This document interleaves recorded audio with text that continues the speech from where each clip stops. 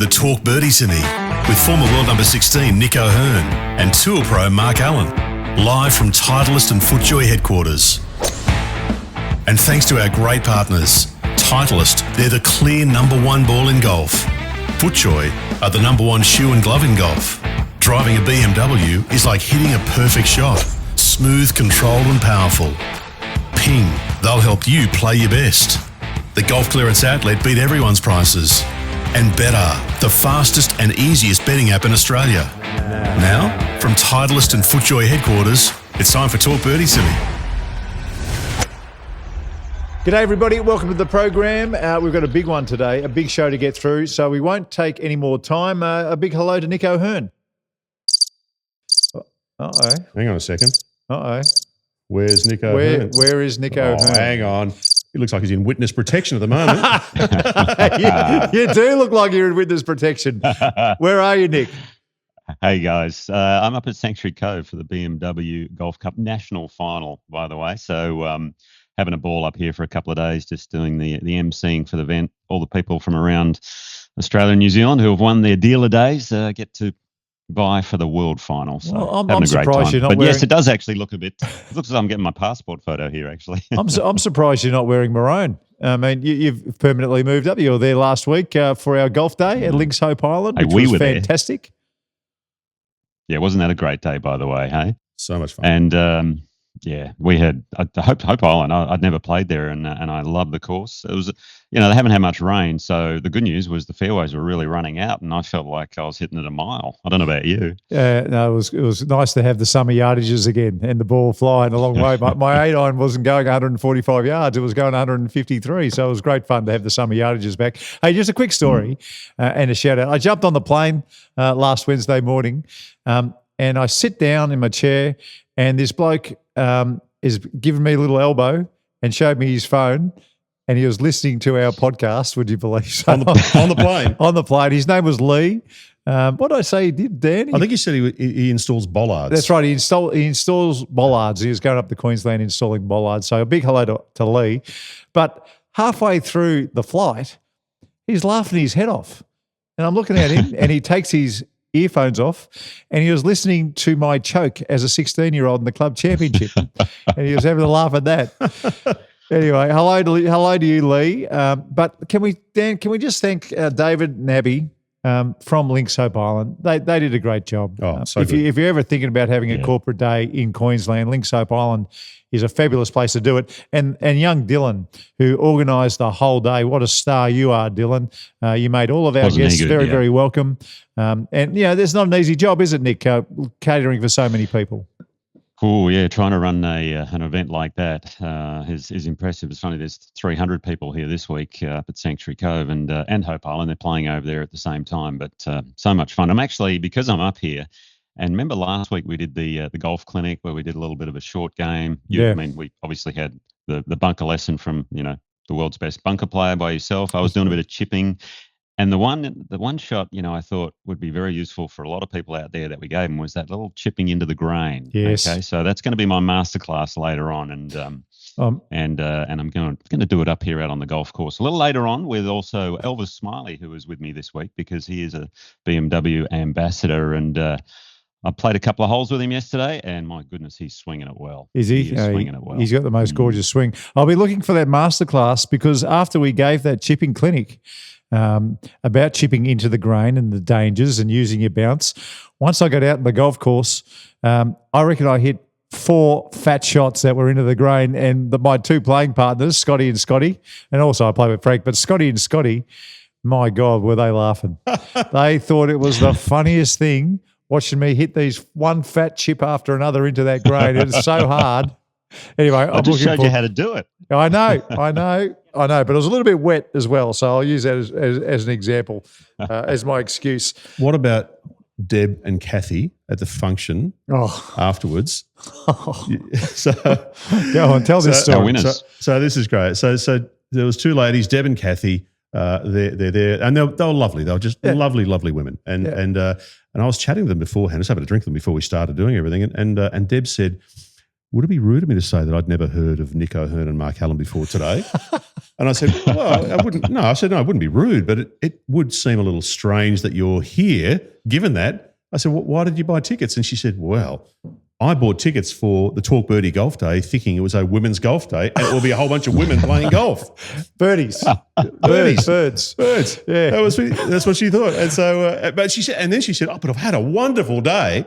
So they both had a great time. Well, but did she what? She ended up winning the comp. She did. She did. She won the comp and she won a professional fit and a brand new GT driver and a GT fairway wood as well. So well done, Deb. And Kath was a ripper as well. I loved Kath. She was terrific. It was so good. So good. Anyway, big thanks to Links Hope Island. Hopefully we do it again. Indeed. And if you're interested for us to come to your course and do the same sort of thing, well, just get in touch with us and Dan, you can look after them. Yeah. There's a video online too on our YouTube channel which shows a number of the shots that people made through the course of the day and a bit of the Q&A as well. The bit of the Q&A that we could publish, not the stuff we could not, if you get my drift. Yeah. Oh, Good. Okay. Yeah. Cutting room floor needed to be engaged. Chatham House rules or something? Absolutely, Chatham House rules. Yeah, I still don't know what that means, but apparently you can say what you like in Chatham House rules means you can say it there, but it cannot go out of the room. Incredible. Hey, Nicholas, we talk about the mental side of golf so often. I want to tell you a little story, what happened to me this week, which is the complete opposite of the mental side of golf. Now, Dan, you're going to have to get a swing up soon of a fella called Scott McQueen. He's not a Hollywood movie star or a rock star with that name. Sounds it. But he's a very nice person, and he was a terrific pennant player once upon a time, and if he hasn't competed in, done well in club championships, I'm not here. But I was down watching. I was down actually hitting a few chip shots at Kingston Heath, and I could see him saying, "Come up here." He wanted me to have a look at his golf swing. So I eventually got up there, and he said, "Can you just let me know if I'm coming over the ball, because a lot of my shots are going left." Anyway, I'd been watching him as I walked up. There was no hint of him coming over. And when he made a golf swing, he was doing the opposite. He was doing the pro move. He was actually shallowing out on the way down. Right, now, Dan, if you've got his golf swing, can you put it up for people on YouTube to have a look at this golf swing? Now, if you're listening in the car, I can assure you that this is a pro-level golf swing. Wow, grip's perfect. Look at that action. That is... How good is that, by the way? And so hang on, you said he was a pennant player. We've had this discussion before where we watched Scotty Scheffler swing. We wouldn't put him on the Kingston Heath pennant team. I would put this guy's swing ahead of Scotty Scheffler. Well, look, to my eye, Scott McQueen's swing is better than Scotty Scheffler's swing, all right? Yes, to my eye. And the ball may tell a different story. Apologies to the Scotty that's a Scheffler. You'd still battle to get in the pennant team. Anyway, just based on the look of your swing. Yes. Anyway, so I said, let me film it for you because you're not coming over it. And what he said was he felt like his hands had to hold the club face off through impact all the time to stop it from going left. Anyway, I filmed his swing, and you just saw his golf swing. There is just no hint. Oh, it's pure. Dan, just play it over and over. There is no hint of him coming over it. He shallows out like a tour player shallows out.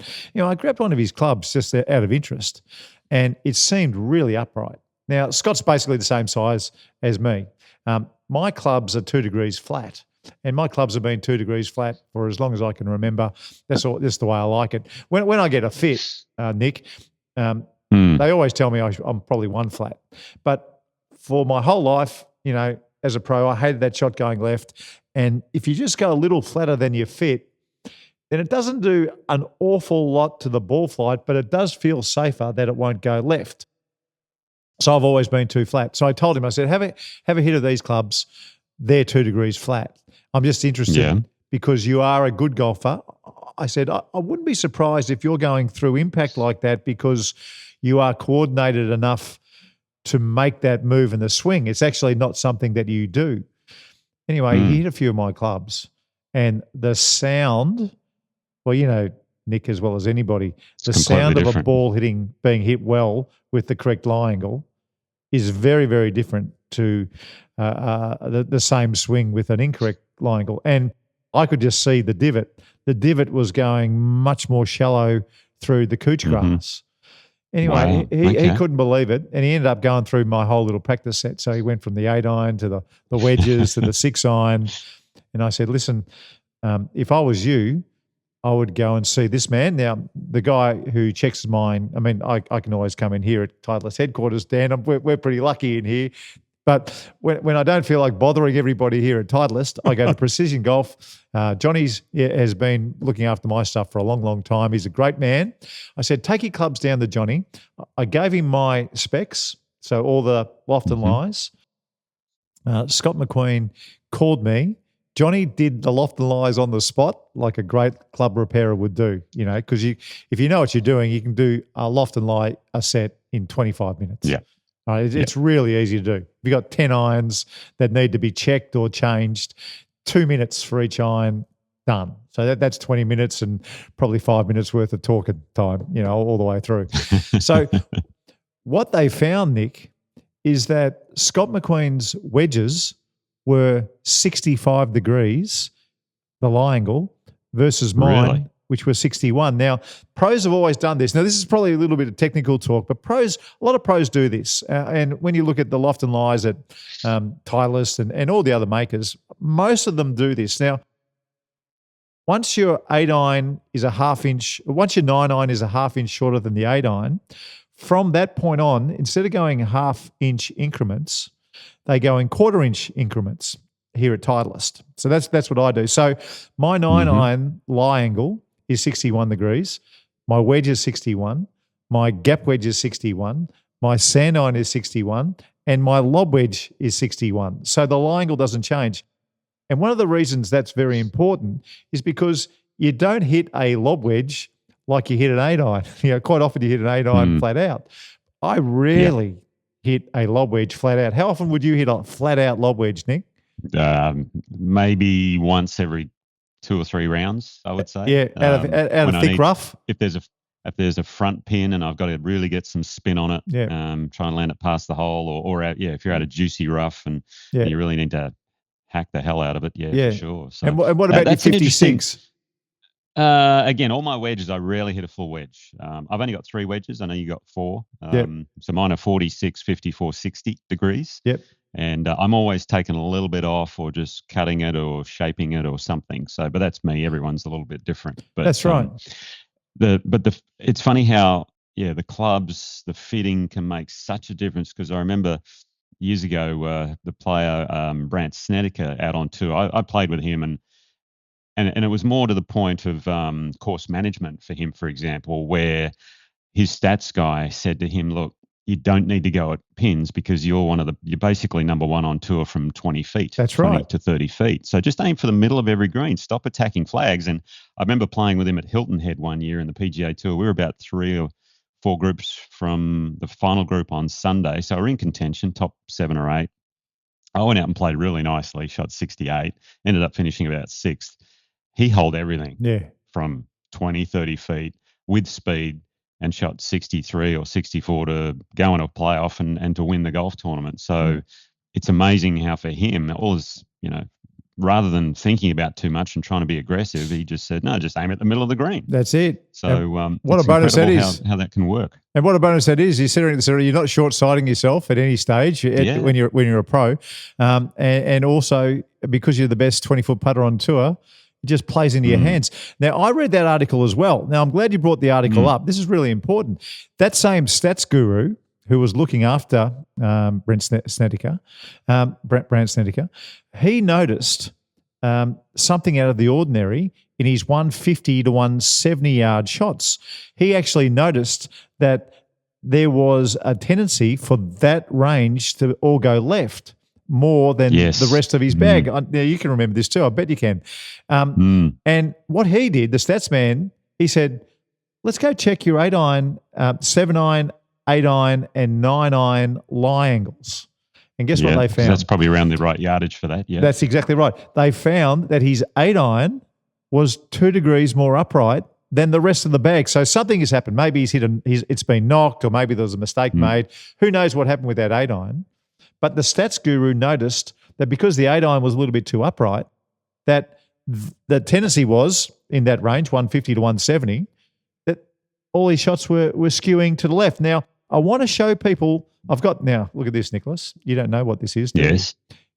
You haven't got a clue. Dan's very scared about this thing. He had a colonoscopy last week and doesn't know where to look at the moment. I thought you had a pen. I thought you had got a pen in your hand there. Okay, what is that? No. Look at this.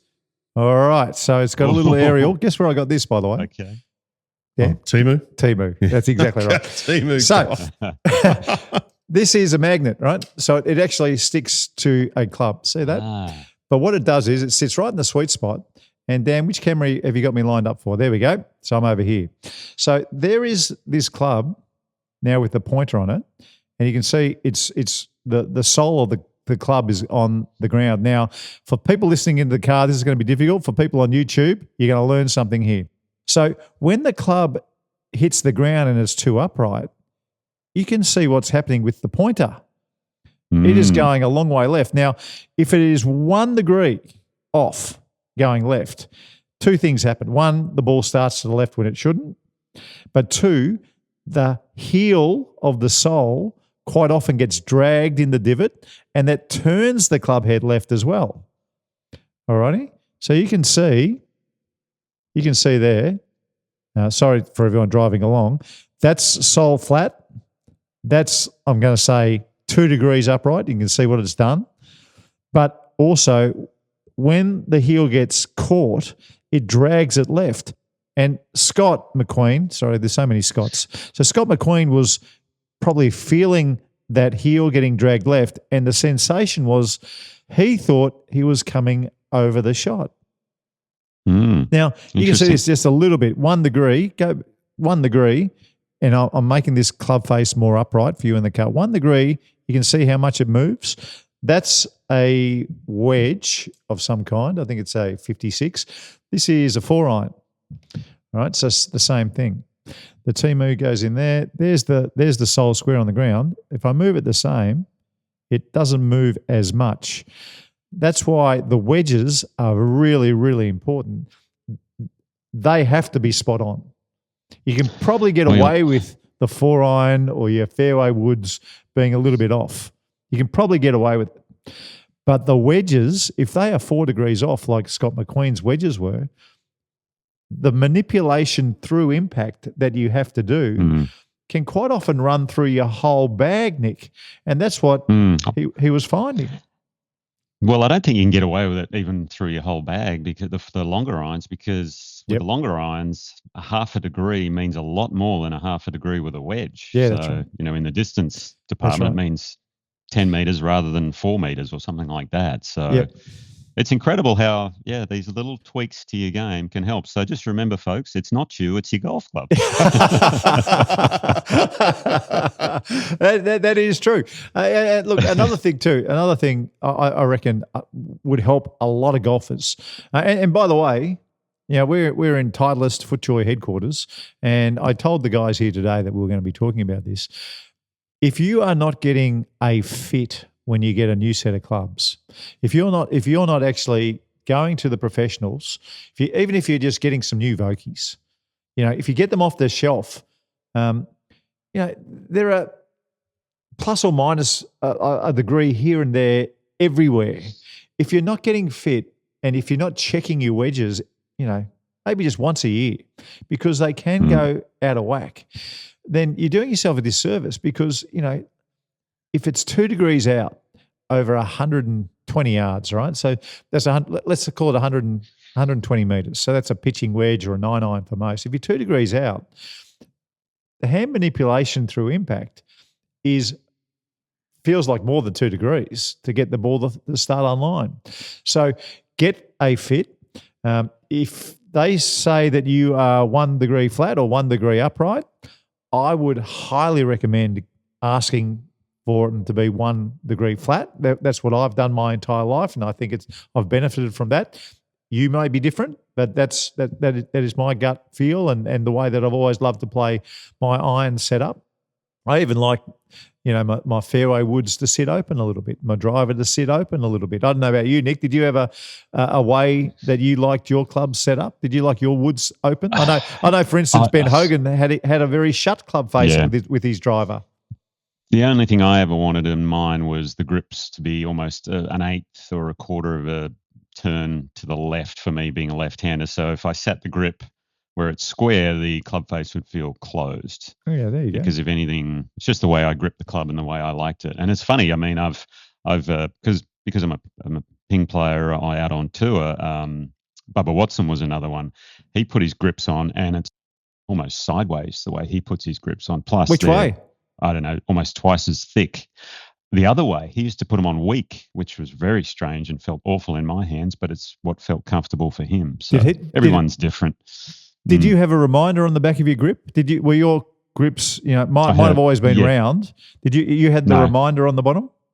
Yeah, I like the rib. I think they call it the reminder or the rib grips is what I really like. Yeah, no, I just love that sort of feel in my hands. But at the same time, I was perhaps the least maintenance. They called me on tour the least maintenance player because I just said, look, give me some clubs, I'll figure it out. And if I hit a few and I go, no, I don't like that. Give me another one. If I was testing drivers or whatever. And usually I went into the ping truck each week just to get some new caps and have a chat. Whereas, there's some really high maintenance players out on tour, and from a ping perspective, they always said, well, the highest maintenance player is Jeff Maggott, who now plays on the Champions Tour, and every week he would go in there and they'd have to check his lofts and lies and they'd regrip. And every week they said every week it was a process with him. He was very, very anal when it comes to that sort of stuff. But he's had a hell of a career and even played really well on the Champions Tour. And speaking of Champions Tour, we mentioned there's no Q School this week. Yes. And I saw an article come out, and I think it was David Toms, who sits on the Player Advisory Council for the Champions Tour.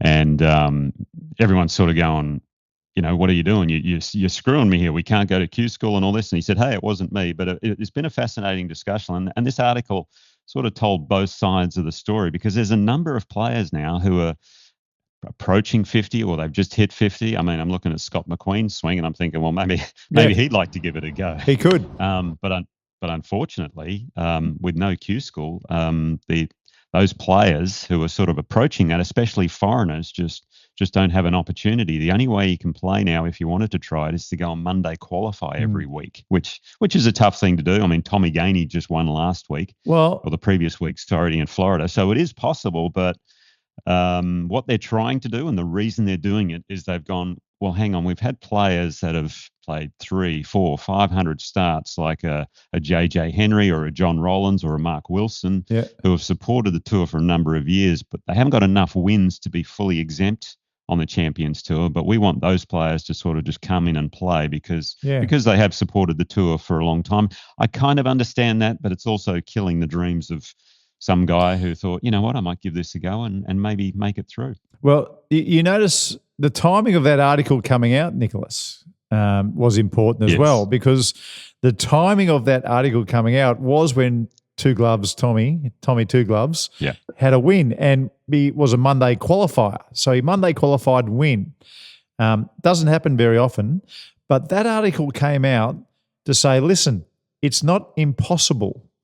The other thing too with the no tour school, I have no doubt at all that the 2023 tour school, when 4 Australians got through, 4 Aussies, 4 Aussies of the 5 got through.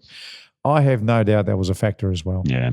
And then even last year, my buddy Soren Keltsen won Q School, and I think Freddie Jacobson got through, and there might have been 1 or 2 other foreigners. And I think you kind of get the feeling it's like, hang on, we want to support more of our local guys, which, there's always 2 sides to the story. So time will tell to see how it goes. So you know what? This is going to sound bad. I think they're doing the right thing. I loved seeing those 4 Australians get through, because it's great for us here in Australia. Yep. But if you're trying to attract big sponsors and, trying to get Tiger out there at some stage and all the rest of it. Well, he just had, his 7th back surgery, so it might be a little longer. Yeah, well, look, if you don't know, he had a disc replacement last week, didn't he? Yeah. Between the L4 and the L5. So that's a very big deal. But he's already saying that he's very, very happy with the way he feels straight after the surgery and that he's made the right decision. So, gee, what they're doing these days, he's going to be the bionic man soon. The way he's going, he's going to have that much plastic in his body. He might be able to come out and really perform quite well. But selfishly, if I was running the Champions Tour, and this is going to be a really hard pill to swallow for some players if they are listening, but if you're a no-name player and people sitting in country clubs right around America and maybe around the world who don't know who Steve Elker was before he became the superstar of the Champions Tour, if you don't know who David Branston is, or if you're not sure where the hell Stephen Allen comes from, versus the players you were talking about before who played 400 times and had 4 wins. I know to sell who are the players, JJ and some of those. John Rollins, Mark Wilson. They're household names in America. In the States they are, yeah. That's right. Well, People you know what I do? They played Ryder Cups. Yeah, that's right. What I would do in this situation, I would just give one more spot on Monday. The 4 spotters. Okay, so listen, guys, this is what we're doing. We're not going to have a tour school. We're really sorry. It's gone. But what we will do is we will give you one more spot on Monday. Now, if you're good enough, David Branston, or if you're good enough, Stevie Allen, to come and qualify on the Monday and play well enough to get your card, go for it. We invite you, but we're not going to give 5 spots away that people who haven't supported this tour like others have to come and take those spots and make it harder for us to get the sponsors back every year. Well, then selfishly, if I'm working for the Champions Tour and I'm getting paid a CEO salary, I'm not looking after anybody else. I'm looking after the people who pay my salary.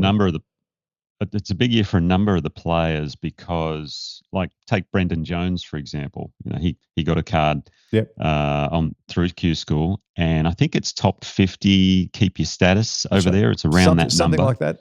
And he's been playing well the last few weeks, so he's about 58th or something. So if he doesn't finish top 50, it's back to Monday qualifying. I mean, there's no Q School or any category I don't think that he could slide into, whereas maybe a player like, I know Stuart Appleby and Rob Pampling, they're around 48, 49 right now on the money list, but given their history over there and how much they played in the States, I think they'd be fine for those extra categories if they did drift out. So it's making it tougher, but again, hey, that's just the nature of golf, right? It's very cutthroat. Well, look, a shout out to all the Aussies on the Champions Tour, Cam Percy and Stevie Elker, the New Zealander, of course. And who else we got? David Branston, Stevie Allen. Yeah.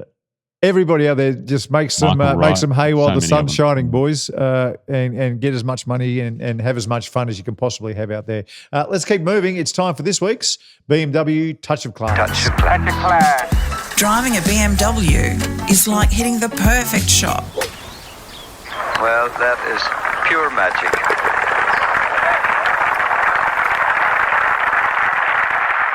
Touch of class for BMW. It is luxury and comfort for the 19th hole. Nick being on the Gold Coast at the moment, he has again lent me his X5.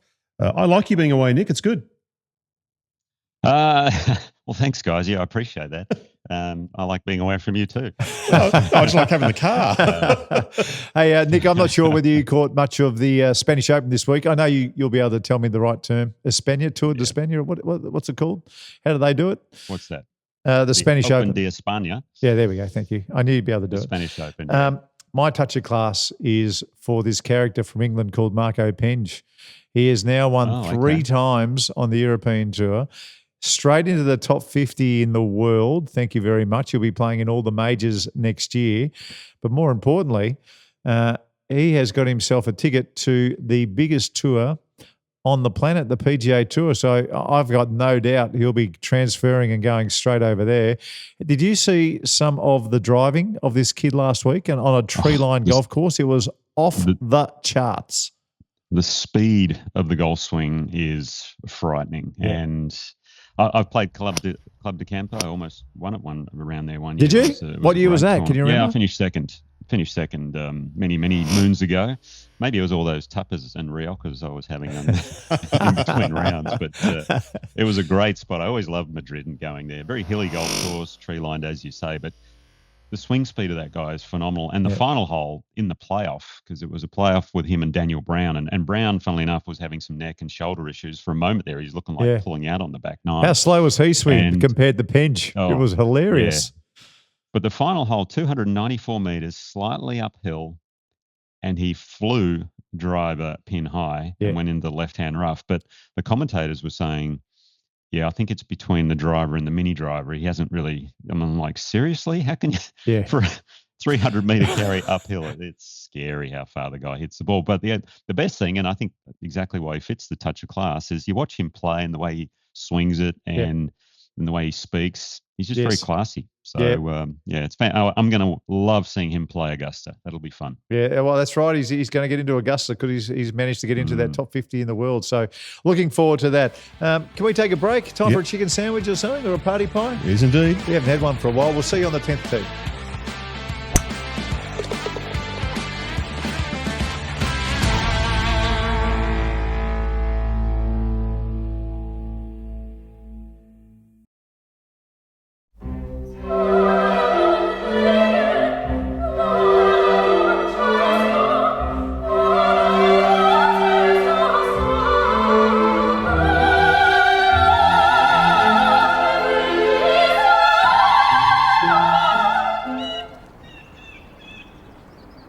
Looks good, man. Dude. Are we in slow motion, too? From Titleist and FootJoy headquarters, this is Talk Birdie Simi. We're here for BMW, luxury and comfort for the 19th hole. Ping will help you play your best. The golf clearance outlet beat everyone's prices. And Betr is the fastest and easiest betting app in Australia. Now, for Titleist, the #1 ball in golf, and FootJoy, the #1 shoe and glove in golf, is Nick O'Hearn and Mark Allen. Okay, Dan, wipe that tomato sauce off your face. Let's get moving because it is time for this week's Top 5. Top 5, top 5, top 5. The top 5 for Betr, the fastest and easiest betting app in Australia. Top 5, top 5, top 5. Now, Nicholas, I did notice you commentating the WA PGA, and well done to the Iceman for beating his best mate, Jay McKenzie.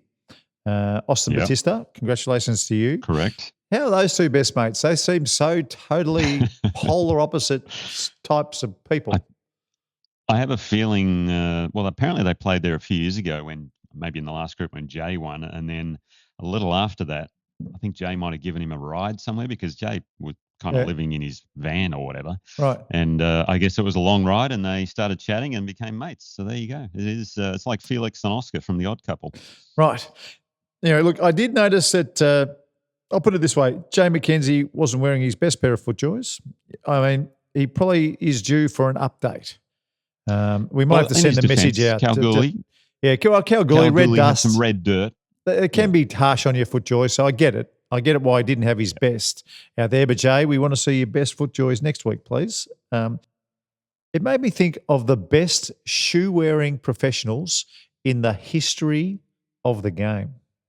So here we go. My top 5. Did you include yourself in this, by the way? Or? No, I should have. And I'd like to thank everybody, Tim Snow in particular, the Augusta FootJoys that he gave me back in April. My God, they're the most beautiful shoes I've ever worn in my life. I mean, to be fair, you did pay for them. You didn't get given them; you paid for them. But he did make sure you got the ones you wanted. I still want to make out that they're still giving me stuff, Dan, if you don't mind. Now, at number 5 is one of ours, and he actually went out of his way when these new beautiful FootJoys that you see these days, the sole, they last forever. This one in particular right here. I've got a pair of those. They're gorgeous. But Adam Scott was still wearing the leather-soled FootJoy that you can still get somehow. I don't know how he gets them. He always made FootJoys look superb. So Adam Scott comes in at number 5. At number 4, I've never seen more lizard than I have when I was playing in the same tournament as Steve Elkington. Elk would have lizard FootJoys everywhere he went, either the lizard or the crocodile. Sometimes he'd have both at once. And Nick, I don't know whether you ever played behind Steve when he was in his prime, but how he got 1-inch spikes, I'll never know. You never want to play behind him or Phil Mickelson. Those two had the longest spikes ever. And Phil did too. Before the pat down rule, where you could pat down spikes, it was a nightmare. Nightmare. At number 3, I'm not sure whether they're FootJoys or not, but Miguel Angel Jimenez, he turns up with some Fred Astaire type golf shoes that always look sharp. I mean, it seems to have a different pair every single day. So Miguel is in there. Number 2, may he rest in peace, Payne Stewart. Yes, sir. Always a dapper and very classy dresser as well as shoe wearer. Yes, that's right. He also had the metal toe cap. He was the first player that I ever saw put shiny metal toe caps and heel caps sometimes on his shoes. Yeah, I wish I'd have had those early because I used to drag my back toe a lot on the follow through and used to wear my shoes out like you wouldn't believe. You had a Greg Norman foot slide. I don't know what the slide was. It wasn't a Greg Norman one. It was, I hope I hit this straight slide. And my number 1, this is going to be an easy job for you, Dan. Looking up Doug Sanders and the Doug Sanders wardrobe.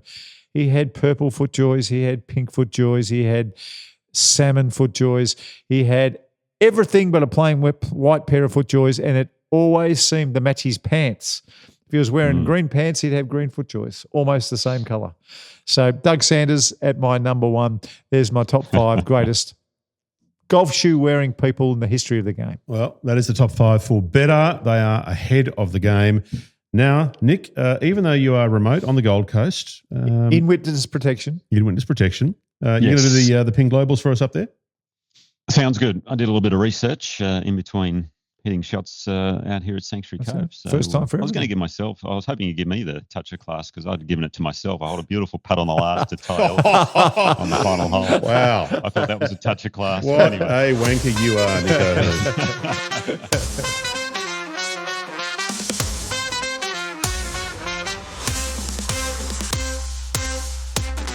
Right, on the PGA Tour, they were in Japan, funnily enough. They've come to this down south and out of the United States where they were playing the Bay Current Classic in Yokohama.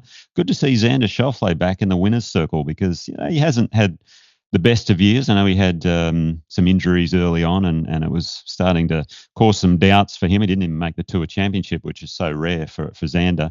But he played beautifully, had a 1-shot win over Max Grayson, and interestingly, he had a 2-shot lead playing the final hole. And Max Grayson hit one of the best shots into 18 and almost hold it to tie him. It was online. That? It could have easily gone in. Yeah. And then the other guy they were playing with, Torbenson, there's a superstar in the making, that guy. He swings it like Brooks Koepka and absolutely smokes the ball. Yeah. And he shot 64 with those two guys in the final round to finish third. So hats off to him. Oh, yeah. Just by the way, Schauffele won in Tokyo, won the gold medal. He's won here now and plays quite well. His mum has Japanese heritage. Yes. So there's somebody who, once he gets the passport stamped in Japan, feels like he's at home. Maybe you should just go play the Japanese tour. I'm not sure, and dominate like Jumbo did back in the day. Of the Aussies playing, Min Woo Lee tied for 10th, Adam Scott tied for 27th, and Carl Phillips tied for 40th.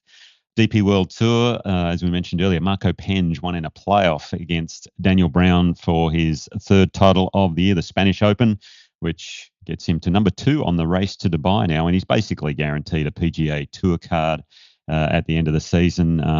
Funnily enough, I was talking to Elvis the other day. They give top 10 cards on DP World Tour over to the US. You can get into the US, the PGA Tour via that way. And Elvis, if he has a good finish to the season, he may be up for one of those tour cards in the US. So it'll be fascinating to watch to see if he can grab one. Yeah, it'd be great to see.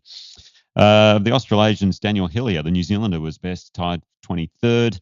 And the best Aussie was David Micheluzzi, tied for 65th, who got to tick off one of his bucket list items by playing with John Rahm in the 3rd round. So he said he'd always wanted to play with him, and he did. Unfortunately, he didn't play well with him, but it's always great to play with someone that you really admire. So well done there to Mika. On the LPGA Tour, they were in Shanghai, where finally we've ended the streak of first-time winners what on happened? tour.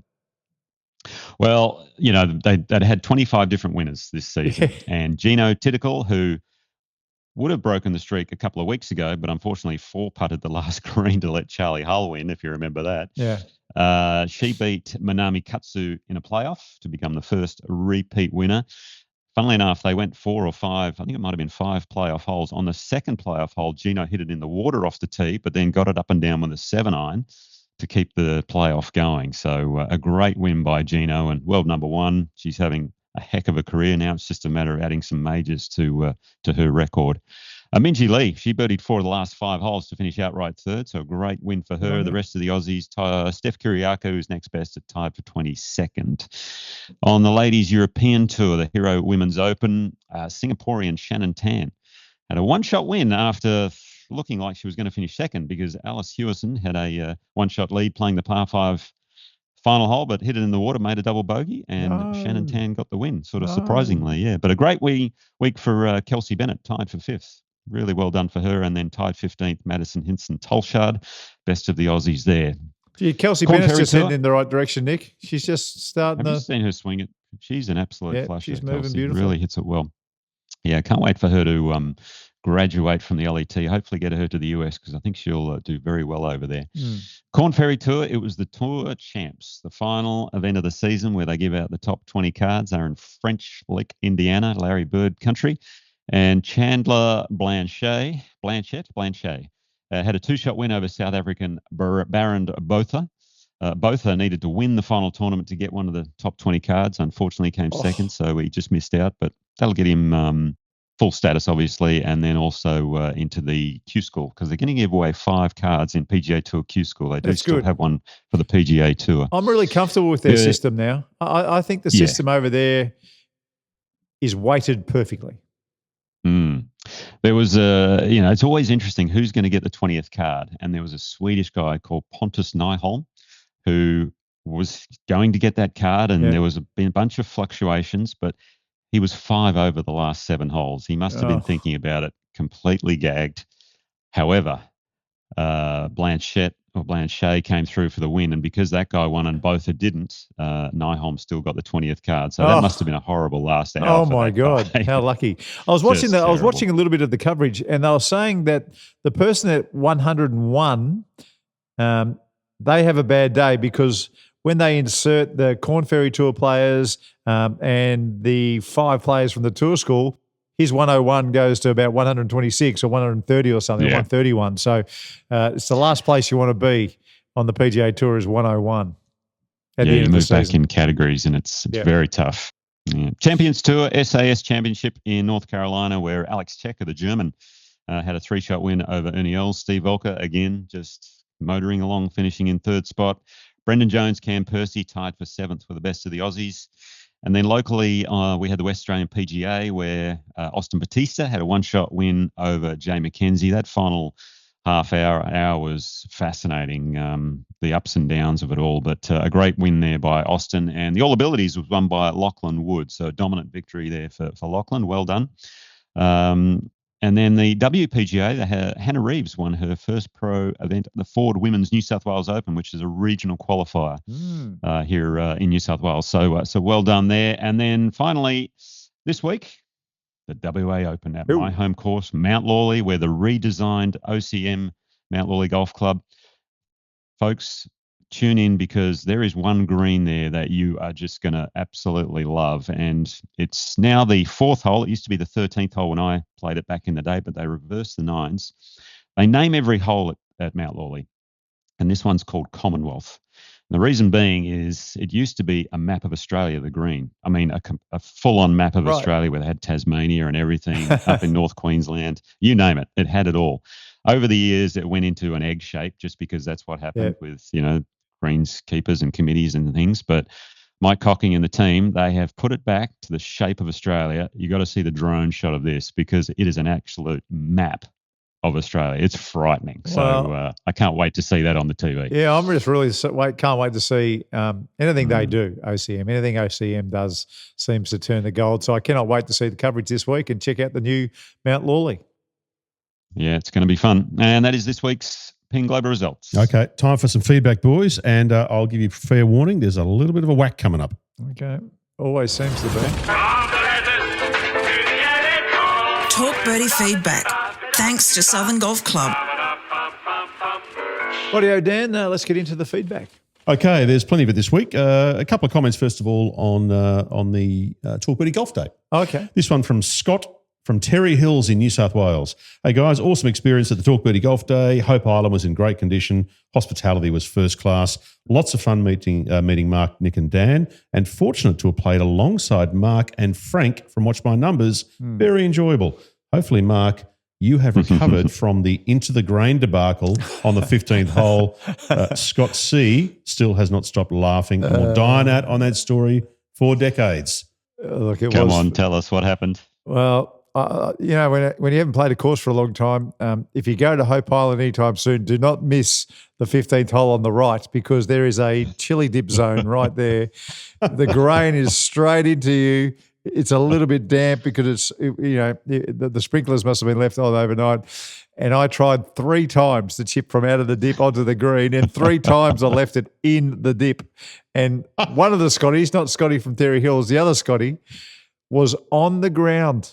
He was literally on all fours laughing his ass off at me. Anyway. I just done the clinic on I chip know. in the grain as well, which will be the masterclass. So. I know. Message from Tony here. Thanks, guys, for an amazing day. I played with Nick. I was very lucky. Someone I've followed and admired through his career. Mark, you were so nice and easy to talk to. If you make it an annual event, I'm there. Thanks, Tony. Oh, good on you, Tony. And Wayne has Thanks, said, Tony. fantastic day. Great to see Mark and Nick. The short game masterclass was first class. I hope it's an annual event. Thank you. Well, if you are out there, I'm not sure how many we're going to do. I don't think we're going to do lots, are we? I mean, we want to keep them, quite important. So we don't want them to be, we don't want them to be mundane. But if you are interested, and we're quite often, more than happy to come down. Unless, you're not going to send us to Antarctica or anything like that. We're happy to get out there. Oh, and the team at Hope Island were sensational. Okay, moving on. Martin has sent a message in. Hey, guys, love hearing all the old stories on the podcast. There's lots that I've never heard before. You mentioned Brett Ogle last week. Speaking of him, do you remember him trying to play out from the trees, Yes. smacks the ball right into the middle of a tree, Yes. and it came back and hit him in the shin? I reckon he's probably still got the dint in his leg from that. Well, what I do remember is someone gave him a cold can of beer and he taped a can of beer to his leg. Australian Golf Club, I turn up, I'm drawn with Greg Norman the first 36 holes, I'm pumped, playing with the Shark, first 36 holes, the Shark, loved it. Well, later on, I'm drawn in the final round with the Shark again. We're tied again going to the final round of the Australian Open. I'm pumped, I'm psyched, playing with the Shark. I get to the 71st hole, second last, the 17th. I drive it down the right-hand side, I got the Shark by a shot. I'm loving it. So if I go par birdie, I get in a playoff with John Morse and Craig Parry. So anyway, I'm driving down the right-hand side, I'm behind this big old pine tree.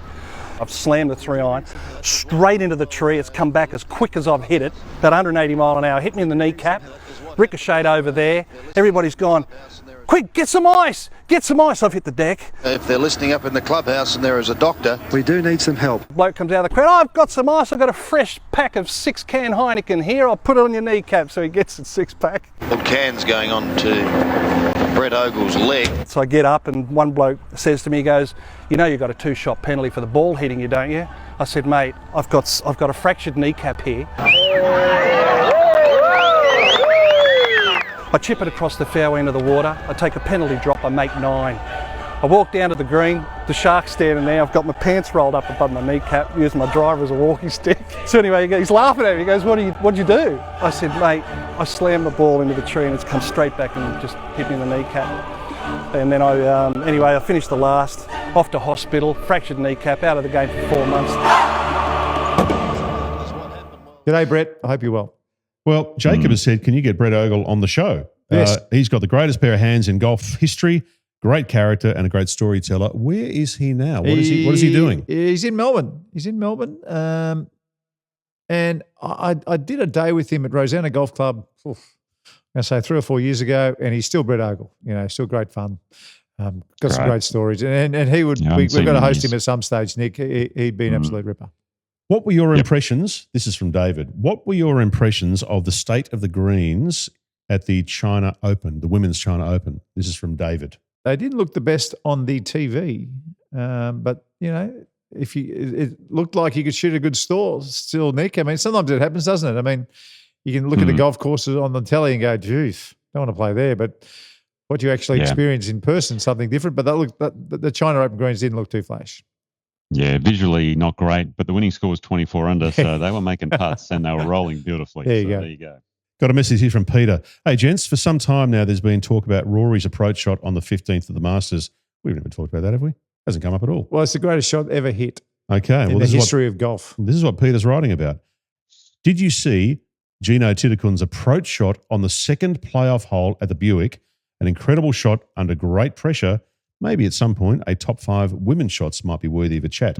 Peter, did you see that shot, boys? Better show it to us again to make sure it's the shot that I think it is. Well, she hooked a tee shot in the water, and that was a 7-iron that she actually blocked, but it used the slope and it came down to 3 feet. So, it was a great shot. She's got the advantage. The slopes in the green will help it coming from right to left. She can catch them. How about this? Sensational from Gino Titakun. How can I say this? She knew the backboard was there, and when the ball was that far above her feet after she dropped on the bank of the water where she just went into, I don't think she was planning it that way. I think she was just making sure that she didn't go left again. That was my read of it. And particularly... But it was a hooking 7-iron, very much like Rory. Didn't he hit a hooking 7-iron? So very similar. Nick, no. It's a lovely shot, but I don't think an accidental bank that rolls down all the way to 2 feet will classify or go close to the greatest shot that we've ever seen in the history of golf. Okay. Golf Grips Melbourne. Neiman is a top 10 player in the world, despite what the world golf rankings say. This is a great pickup for the AO. Yes. Yeah. Previous winner. Really good player. Yeah. And all the South Americans coming. Fantastic. It'd be great fun to watch them play Royal Melbourne. Tim. Marco. I watched you at Keysborough that day when you lost. I remember very well what you were saying as we walked around the course. It was very funny. Is it sayable, or will it put our podcast license at risk? No, it's always sayable. What was I saying? It was a long time ago. Well, he doesn't say it. He doesn't go into what you were saying. I can't remember what I was saying. But okay. Where was this? The Victorian PGA, one of the seconds, Nick, one of my seconds, I was leading by 4 or 5 or 6 shots going in the last round. I've tried to put it out of my memory. And Mike Harwood, why the hell was Mike playing? You know, you're still a good player. Why couldn't you have gone somewhere else, Mike? Anyway, Hard's just decided to light it up on the last day and shoot about 8 under. And left me just spinning my wheels in the sand. I think I shot a couple over or something, and I managed to come second. You know, it's almost as good as first, Nick, right? You're only one away. Yeah, happened to me a lot as well. Don't worry. Yeah. All right, this is a whack here from Scott. Boys, a whack. I just watched your interview with James Sutherland, and I was disappointed, Mark. You didn't bring up your great ideas for the Oz Open with James, like moving it to another time slot during the year. Were all of the questions put to James before he agreed to do the podcast, or did Golf Australia muzzle you guys? I reckon you should have put more heat on the CEO. Well, we can answer that very easily. The questions weren't put to James. No, there was no questions put to James. Look, you know what? When James was coming in, you don't want to ambush people all the time. James was coming in to tell us about the new handicapping system. Now, when you put a new handicapping system in play and the level of changeover and what goes into it, it's enormous. So, yes, we do understand there's been a few teething problems along the way. We wish them the best. Hopefully it works out. I'm pretty sure we're close, Nick, to being back in action, and you can go back to using your phone as the scorecard and not cards. I know at Kingston Heath they all had to use. Played a comp, so I don't know. Yeah, all the Kingston Heath members in the club championships last week had to use a card. So look, there are teething problems. Anyway, he was coming in to try and explain what Golf Australia were doing, and I was very interested to hear how it was all going to play out. We spoke about the Australian Amateur going from stroke play, maybe one day going back to match play. But I felt like James was coming in to tell us about the handicap. Now, the handicap for so many people is very, very important. We know the page gets 50 or 60,000 hits a day. Yeah, it's a lot. So people are always interested in their handicap, and that's the reason there was no interrogation. Well, who won? That was from Scott. From Scotty. Yeah, that's the reason, Scotty. I will. A couple of points I'll make on the questions. The questions you and Nick, you guys asked James, he was not aware of any of those coming. No. They were not put to him. The questions that I put to him from the Wolfpackers, one or two of those did go to him. He's just being transparent here. And the reason why they did is because he needed to do a little bit of research quickly to find out the answers to those questions. But they were the only ones. The ones you put to him, no heads up on those at all. Yeah. But look, James will come in and we'll talk about the date again at some stage, I'm sure, because the sooner we put it in the Elvis Presley months, the better. Okay. And we'll all be saying February, March, James, for helping us out. Let's wrap up on a couple here. This is regarding the story about Steve Elkington that you told last week, Mark, about when he played with his brother Rob in, I think it was Wagga. Yes. Era Golfers said, Rob was a hell of a player. I got paired with him at a Twin Towns Open at Coolum back in the early 90s when I was 18 or 19. He was much older than me. He showed me how to enjoy himself on and off the course that weekend. What a great bloke he was. Rob was a fantastic fella. Yeah. He was a fantastic fella. And when he stopped playing professionally, he went to Titleist, and he used to be the guy, you'd turn up on Monday or Tuesday, Nick, and you'd go see Rob to get you 3 dozen golf balls for the week. He was fabulous. And if you were nice to him, he'd give you 3 gloves instead of 2. And the last comment in feedback today. Sorry, Nick, you about to say? No, that's okay. I was just going to say, you only got 3. I used to get I know. Some blokes got 4, Nick.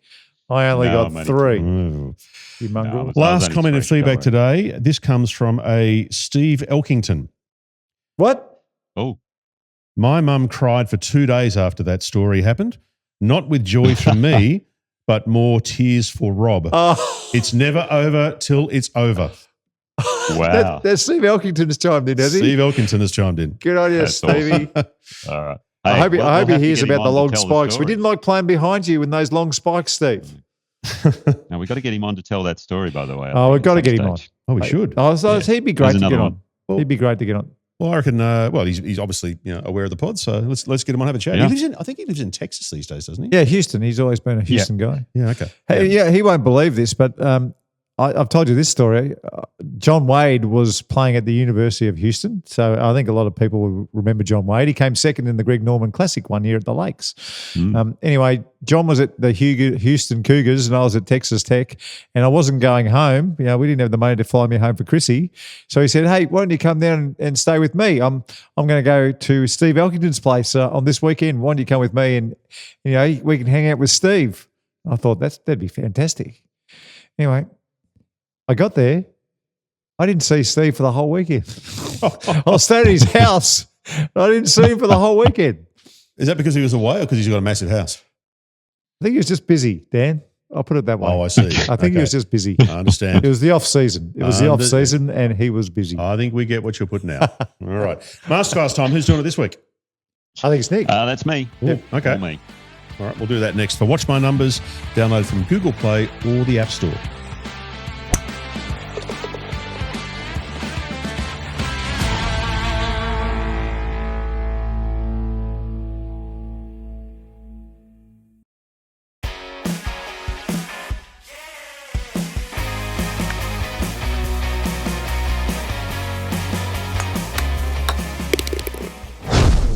All right, this is our Talk Birdie to Me Masterclass. I'm with one of the masters himself, Elvis Smylie. We're playing here at Sanctuary Cove in the BMW Golf Cup National Final, and this is about how to chip into the grain, because I can tell you right now, have a look at this. If I just hit a normal chip shot, see how that is really digging in. So with these ones, what we want to do is we want to use the bounce, the back of the club. Now, what loft do you got there? I got a 56. 56, so it's not a lob wedge, which means he's got a bit more bounce on this 56. And what he's going to try and do is keep it very shallow through the ball, okay? And we're not going to try and dig. So to keep it shallow, you have to keep your arms nice and wide. Here, we don't want any wrist hinge, okay? And then rotate through. And if the club actually does hit the grass, it'll just glide and bounce through it, all right? All right. Let's see how we go here, Elvis. No pressure, okay?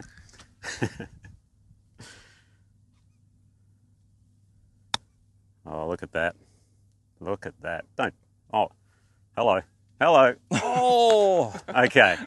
He's chipped it to 6 inches, basically. But anyway, that was a masterclass. Thank you, Elvis. And good luck for the rest of the season. Like Korea next week, right? Korea next week. Yep. Beautiful. Thanks, mate. Nick. Beautiful. He's good. He's really good. Good on you, Nick. How good is that masterclass when you can get someone like Elvis Presley? When you get Elvis Smylie involved, you know, wearing his BMW gear, it's just fabulous. Thanks for organising that, Nick. It was great. No problem at all. He's got hands of gold, Elvis, and given he actually plays and practices out here quite a bit, as well as Southport nearby, he knows how to play off shots into the grain. So really good. All right. Well, thank you, everybody. Nick, good to see you next week. Hopefully you're back here at Titleist FootJoy headquarters. Folks, we'll see you next time. Cheers. Got to get out of witness protection first. Yeah, that's, well, if they let me out. Talk Birdie to Me with Nick O'Hearn and Mark Allen comes live from Titleist and FootJoy headquarters. And thanks to our fantastic partners, Titleist is the clear #1 ball in golf. FootJoy, the #1 shoe and glove in golf. BMW, luxury and comfort for the 19th hole. Ping, they'll help you play your best. Better, the fastest and easiest betting app in Australia. And the Golf Clearance Outlet, who beat everyone's prices. Wherever you listen or watch, we'd love you to subscribe and maybe leave a review. Talk Birdie Simi's executive producer is Dan Bradley at Kaizen Media, with sound design by Daryl Misson at loudzebra.com. And now from Titleist and FootJoy headquarters, that's been Talk Birdie Simi.